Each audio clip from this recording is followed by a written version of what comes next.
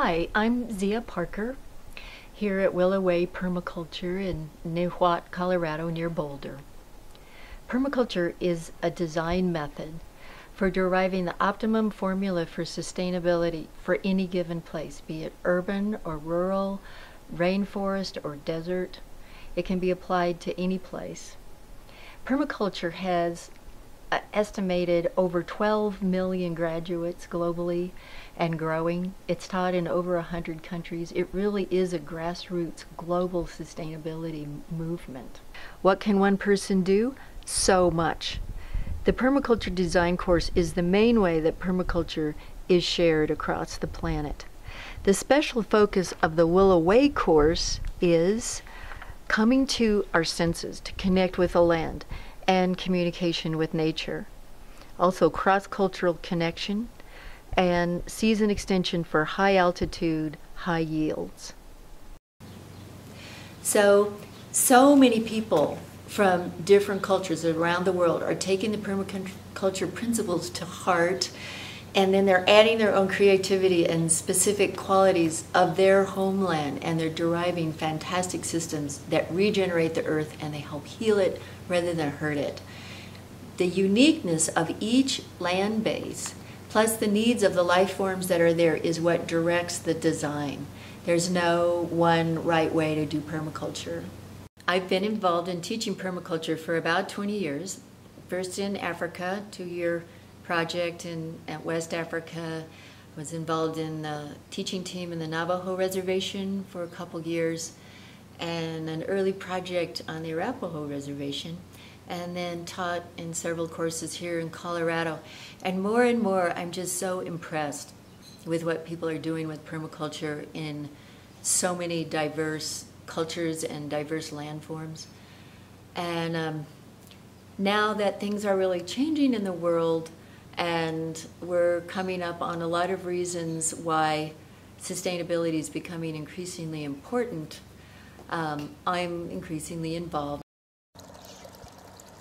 There are many ways that permaculture can support livelihood. It's permaculture consultants, permaculture teachers, creating financial permaculture community systems on a family level, and then everybody can be involved in growing food and reducing energy costs. So I want to tell you a little bit about where I'm coming from in Willow Way. So this story begins 2.5 years ago. I was teaching a method of healing therapy. It involves going into a really deep meditative state, and I was trying to focus on the course that I had suggested to the class, but this big willow tree kept appearing in my inner vision, and I kept trying to divert to the agenda, and finally I realized this willow tree was really visiting me, and that I needed to pay attention to it. And then it was the next day that my friend showed me this place, and I saw the willow in 3D physical reality for the first time. And I felt like something was trying to happen.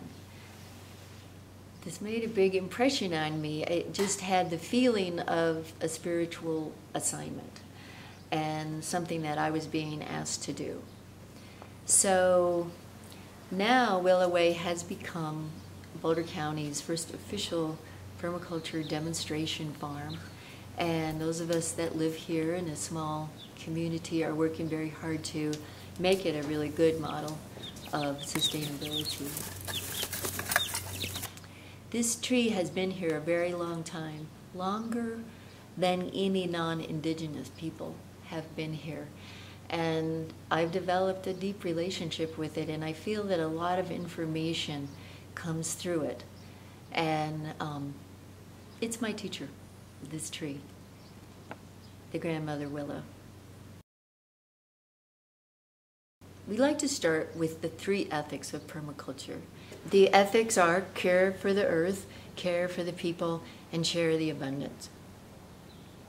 I think these ethics are really strong and they're hard to argue with.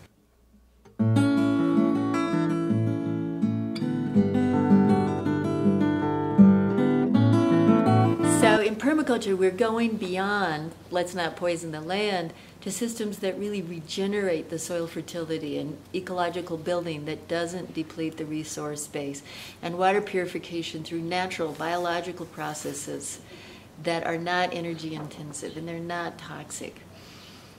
So permaculture also includes ideas for working with social structures and sustainable community design and financial development. It means forming relationships with the land that directly support the local economy, that is the economy of you and your family. In permaculture, we really aimed at focusing on the solutions rather than the problem. But I think it is important to give some attention to the problem. This is why so many people around the world are eager to learn more about permaculture and ways to bond with the earth again.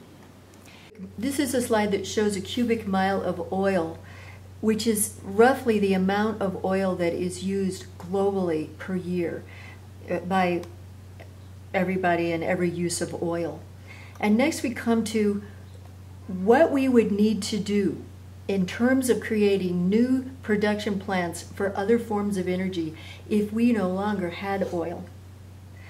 And what that would mean is we would have to have 52 new nuclear plants, 91 million plus new solar panels, 32,000 plus wind turbines, 104 new coal-fired plants, every year for 50 years just to make up 1 cubic mile of oil. So for a very long time, you know, in pre-industrial societies, the oil was there in the ground and we weren't using it.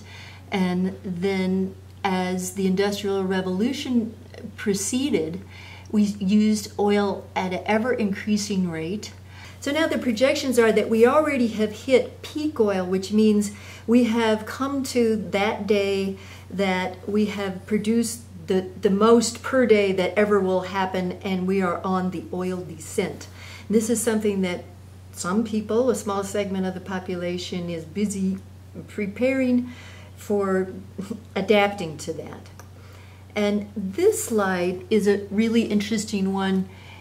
You can see the blue jaggedy line on the left shows what annual discovery has been since 1930 when we started using a lot of oil, really just a blip on a screen in terms of human history.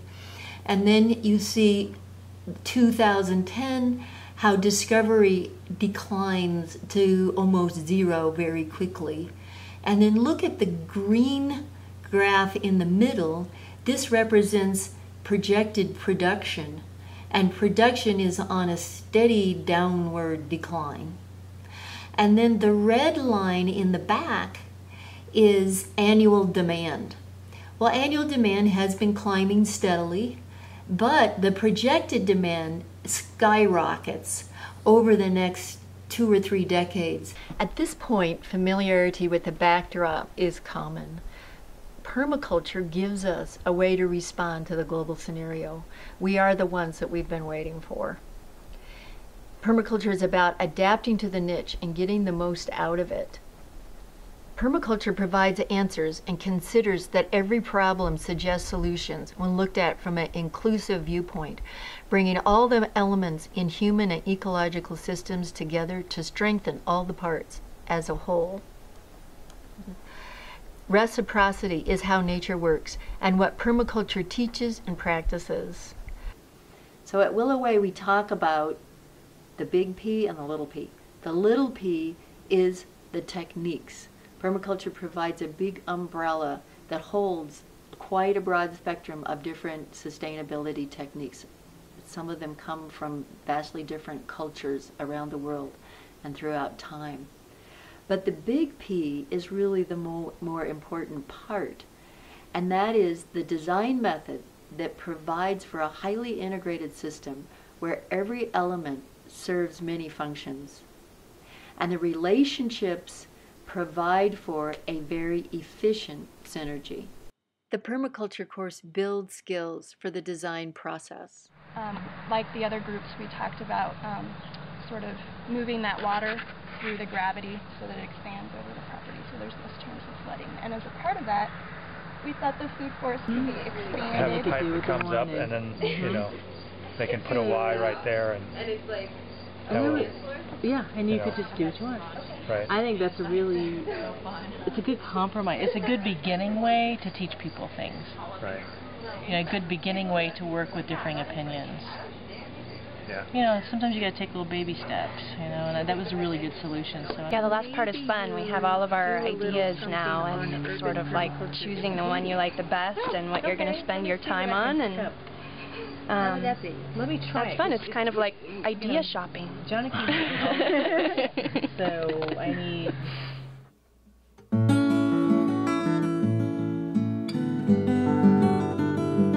The design course is a transformational activity that really helps you get reconnected with your life, connected with other people, and connected with the plant and animal world.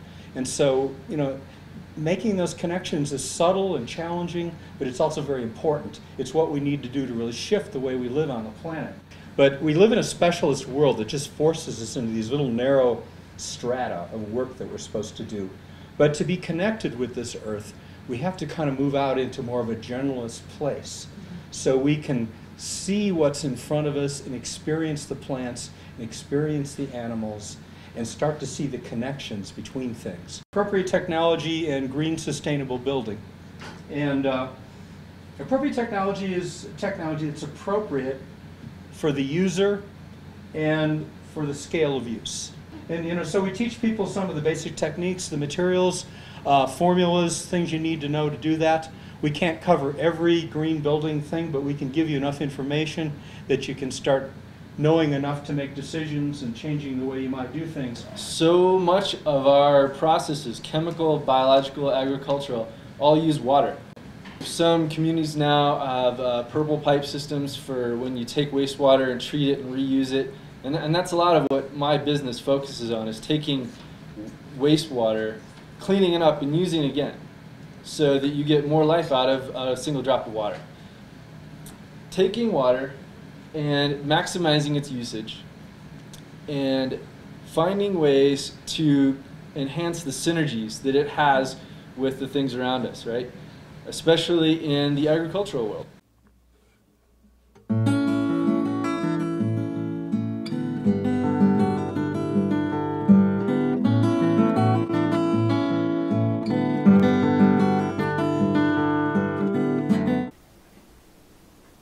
With sheet mulching, we're adding the ingredients of composting on top of the ground.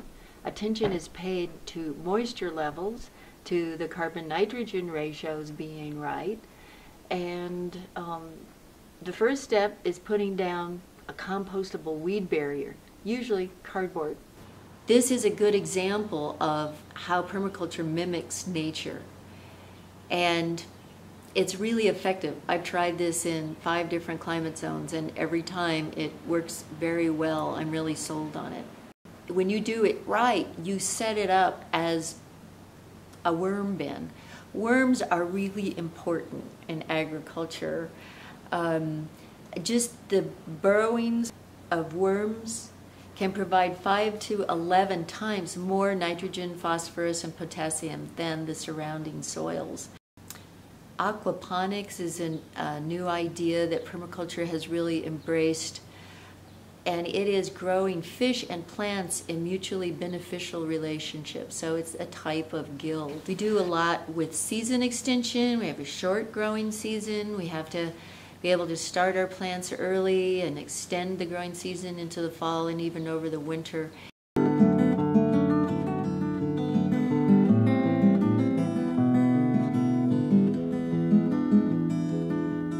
A variety of different remedial and health-giving and potentially fruit-producing functions. We like to get outside, we like to talk outside, be outside as much as possible. This is an example of using a commercially prepared inoculum that's really just a spore mass. And spores, in permaculture, we talk about working with small and slow solutions. And spores are about the smallest thing that we work with, or that I know of. You can fit 1,000 of them on the head of a pin. So we're going to introduce these spores into the area, water them in, let them germinate, and then they demand a relationship at the root level with the plant.